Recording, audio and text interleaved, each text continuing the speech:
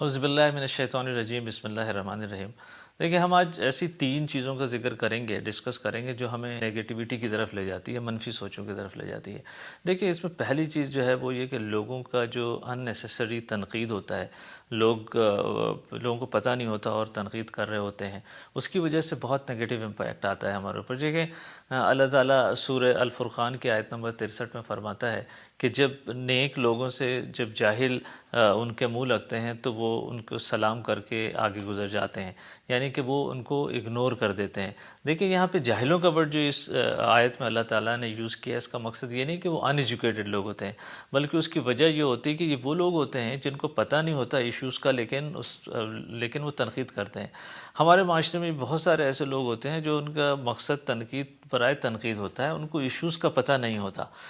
دیکھیں، ہمیں ان کو اگنور کرنا چاہیے۔ ٹونی کہتا ہے کہ دیکھیں، دنیا میں 2 قسم کے لوگ ہوتے ہیں، ایک تو ری ایکٹیو ہوتے ہیں اور ایک پرو ایکٹیو ہوتے ہیں۔ وہ کہتے ہیں ری ایکٹیو وہ لوگ ہوتے ہیں جو لوگوں کے کمنٹس کا، لوگوں کی باتوں کا اور لوگوں کے رویوں کا امپیکٹ لیتے ہیں، وہ اپنا ٹریک چینج کر لیتے ہیں، وہ اپنے گولز کو چینج کر لیتے ہیں۔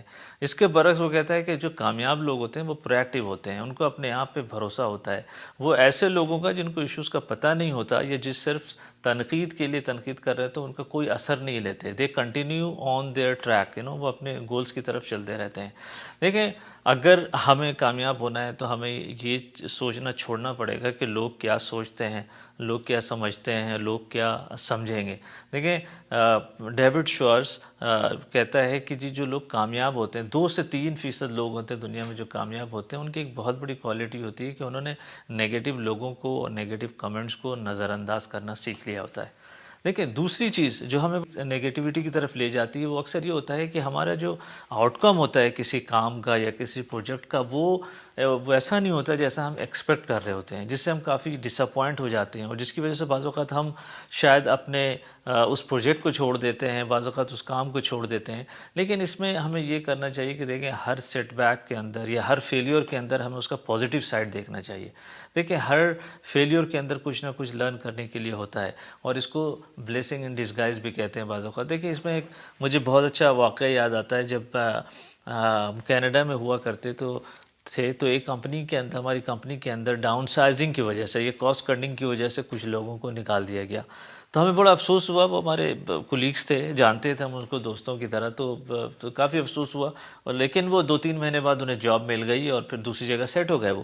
لیکن ہوا یہ کہ کچھ عرصے بعد، 1-1.5 سال بعد یہ ہوا کہ وہ کمپنی کسی اور کمپنی کے ساتھ مرج ہو گئی، اور اس مرجر کے نتیجے میں بہت سارے لوگ فائر کر دیے گئے۔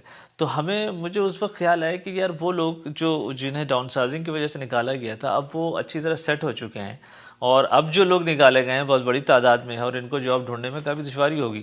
تو ایک طرح سے وہ لوگ جو پہلے نکالے گئے تھے، یہ ان کے لیے ایک بلیسنگ ان ڈسگائز تھی، یا ان کے لیے اچھا ہوا کہ وہ پہلے فارغ کر دیے گئے اور اب وہ اپنی جگہوں پہ سیٹ ہو چکے تھے۔ دیکھیں، اب پازیٹیو رہنے کے حوالے سے تیسری چیز جو میں ڈسکس کرنا چاہوں گا وہ ہے شکر گزاری۔ دیکھیں، ہم ان چیزوں کے بارے میں سوچ کر احساس محرومی کا شکار ہوتے ہیں جو ہمارے پاس نہیں ہیں، لیکن جو اللہ تعالیٰ نے ہمیں دی ہوتی ہیں بہت ساری نعمتیں، ہم اس کو نہیں دیکھتے اور اس کو احساس نہیں کرتے۔ جیسے اللہ تعالیٰ نے صحت دی ہوئی، والدین دیے ہیں، فیملی دی ہے، قابلیت دی ہے، نوکری دی ہے۔ دیکھیں، کتنے لوگ ہیں جو بیمار ہیں، ہاسپٹلز بھرے ہوئے ہیں۔ دیکھیں، کتنے لوگ مینٹل ہاسپٹل جو ہیں وہ مینٹل ہاسپٹلز بھرے ہوئے ہیں۔ کتنے لوگ ہیں جو ڈپینڈنٹ ہیں دوسروں کے اوپر، کتنے لوگ ہیں، بے شمار لوگ ہیں جو پاورٹی لائن سے نیچے ہیں۔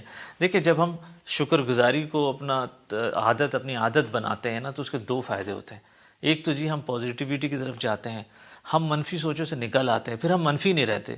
اور دوسرا بہت بڑا جو فائدہ ہوتا ہے، اللہ رب العزت سورہ ابراہیم کی آیت نمبر 7 میں فرماتے ہیں، لَإِن شَكَرْتُمْ لَأَزِيدَنَّكُمْ، تم جتنا شکر کرو گے میں اتنا ہی زیادہ عطا کروں گا۔